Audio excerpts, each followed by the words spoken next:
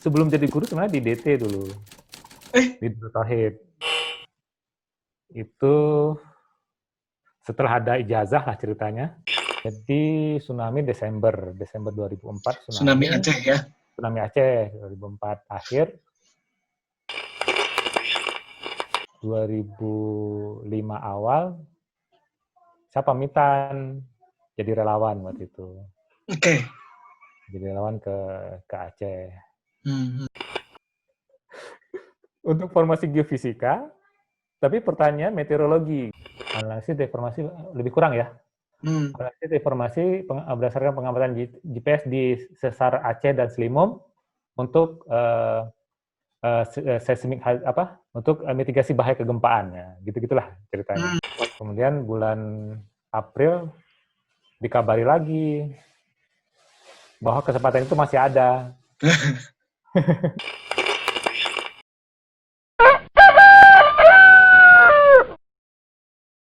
Karena topik yang harus saya geluti itu sangat berbeda dengan apa S2. yang pernah saya pahami, saya alami gitu tentang tomografi, dan saya pikir wah, tomografi ini barang barang yang pernah saya dengar tapi nggak pernah saya geluti gitu. Ini gimana Iya, ceritanya ini? canggih ya. Iya, Canggih banget. canggih dan nggak kebayang gitu. Kalau canggih kebayang mungkin masih bisa diikuti ya, ini canggih nggak kebayang gitu ya. Tapi yang menariknya waktu itu, saya ngobrol dengan pas awal-awal ke sini, kemudian Pak Elik, bertemu dengan Pak Elik, Hmm. ada yang satu kata Pak Elik yang saya ingat sampai sekarang, itu menjadi penyemangat ya. Jadi waktu saya sampaikan saya tidak punya background tentang seismologi, saya tidak punya background tentang tomografi, apalagi gitu ya. Saya lebih ke meteorologi, walaupun dulu ada belajar geofisikanya, kemudian S2 saya geodesi tentang deformasi. Kemudian ada satu kata dari Pak Elik, satu kalimat dari Pak Elik, kalau Anda mau pasti bisa bung. Boom. Bung.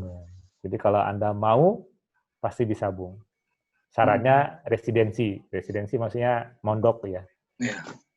Doktor Syaratnya, ya. Mondok hah? di kantor. Mondok di kantor.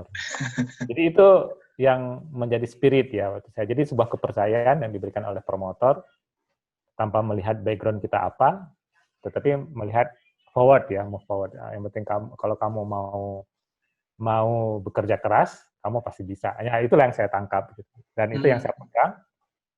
Dan waktu itu memang di gedung geodesi lantai 2 itu, yang TAT dulu, Hmm. yang sedang udah rubuh itu, saya sampai mondok di situ, tidur di situ untuk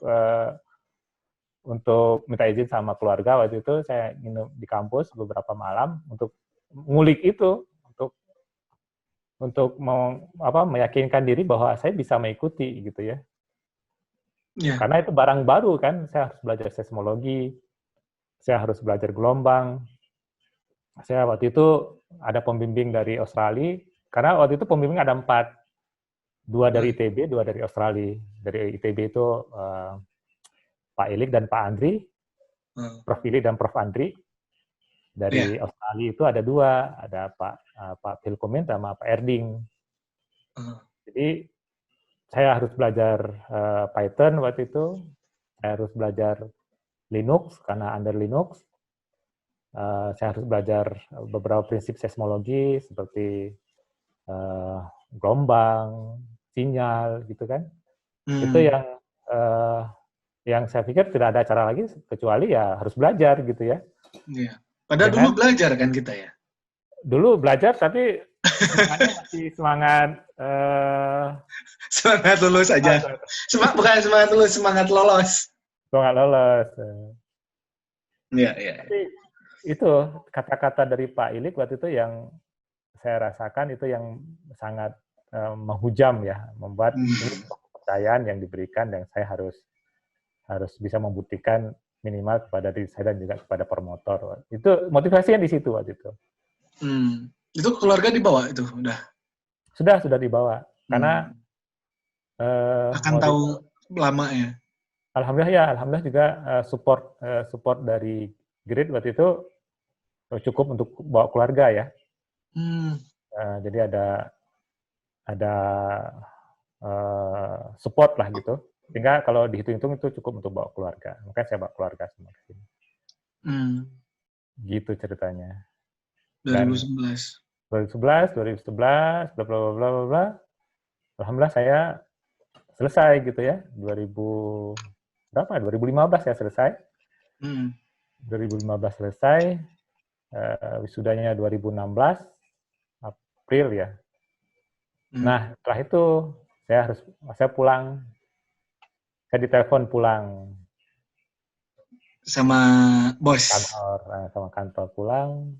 Kemudian waktu itu memang dari ITB sudah ada surat diterima sebagai dosen ITB dengan catatan dilepas oleh kantor yang bersangkutan.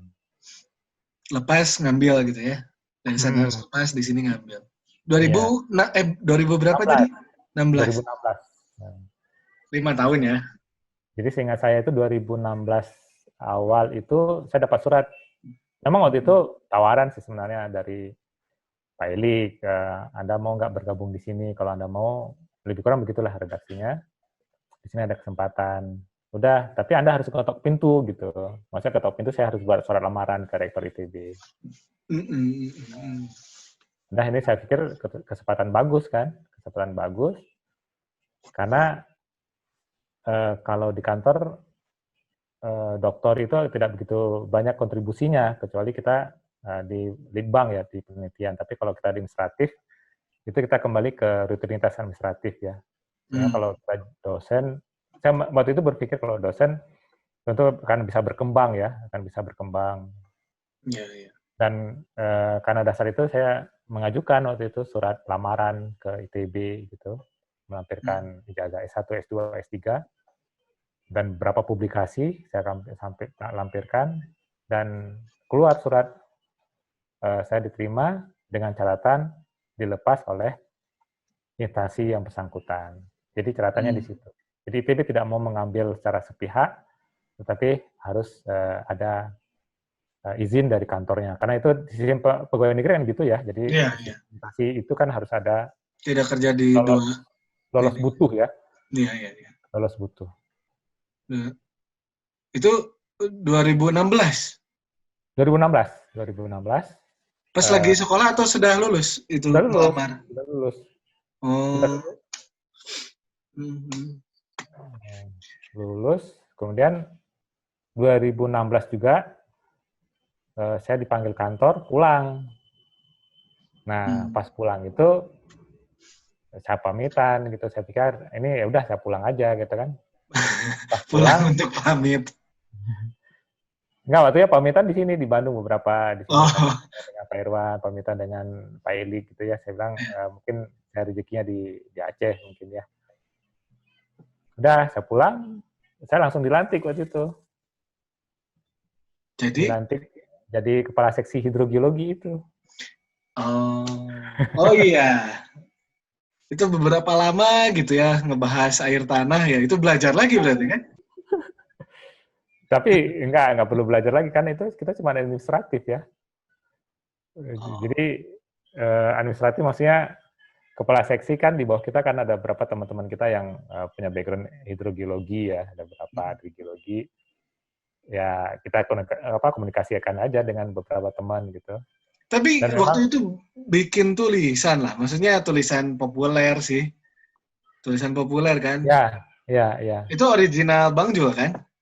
Ya. Beberapa dimuat di koran lokal sih sebenarnya. Kita masih. Nah, itu dia kan artinya itu kan harus ada modal dulu Bang, harus belajar dulu berarti. Nah itu dari baca-baca aja, baca-baca referensi, kemudian melihat fenomena yang ada, udah dari situ meramu jadi tulisan populer gitu. Ya waktu itu terkait dengan gempa ya, konsentrasi masih dengan gempa, mitigasi bencana gitu ya. Kemudian seperti waktu itu gempa Kumamoto itu pernah tulis juga dulu di koran lokal. Gempa Kumamoto, tapi mengambil lesson learn-nya, pembelajaran dari gempa Kumamoto. Betul. betul. Untuk mitigasi bencana di Aceh waktu itu ya.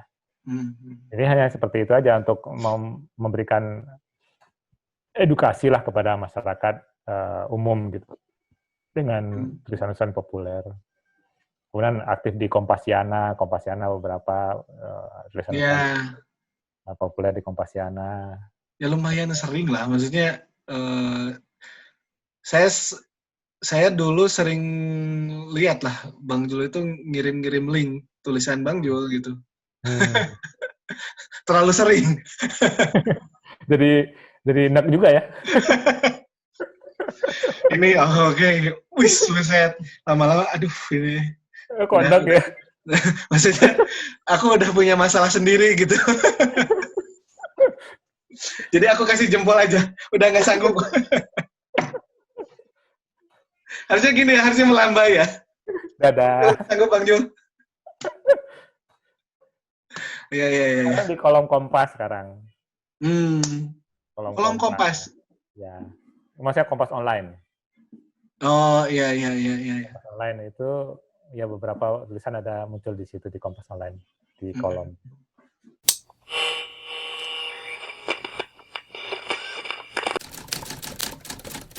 Dua Bang. Apa itu dua-dua? Dua tulisan. Ya 2 bulan itu rata-rata 1 tulisan. Sebenarnya ada sebuah energi ya yang baik kita sadar ataupun tidak itu yang terbangun dari sebuah motivasi ya. Sedangkan gambar D, E, dan F itu yang sudah menggunakan superkomputer ya.